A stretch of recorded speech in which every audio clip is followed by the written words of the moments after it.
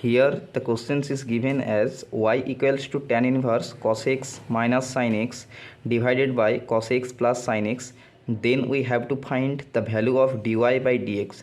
So at first we get here from this equation, so y equals to tan inverse. At first we divided the numerator and the denominator by the cos x, so we get here the cos x minus sin x divided by cos x, and here we get cos x plus sin x divided by cos x. Then we get from here tan inverse cos x divided by cos x, that means 1, minus sin x by cos x, that means we get here the tan x, and divided by here the cos x divided by cos x, that means 1, and sin x by cos x, this is the tan x.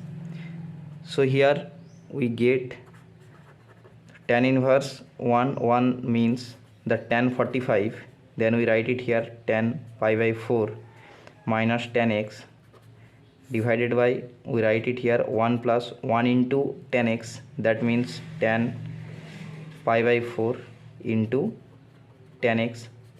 This is the formula of tan a minus b. We know that the tan a minus b equals to tan a minus tan b divided by 1 plus tan a into tan b. So here tan a means the tan 45 degree and tan b means the tan x. So here we get tan inverse tan pi by 4 minus x. So tan inverse tan x, that means the tan x, we get here the pi by 4 minus x, and we have to find the dy by dx. So we write it here dy by dx, that means d pi by 4 minus x divided by dx equals to d pi by 4 by dx minus dx by dx. So this is the 0 because pi by 4 is the constant value, and we know that the derivative of the constant is 0. So we get it here 0 minus dx by dx, that means 1. So our answer is -1.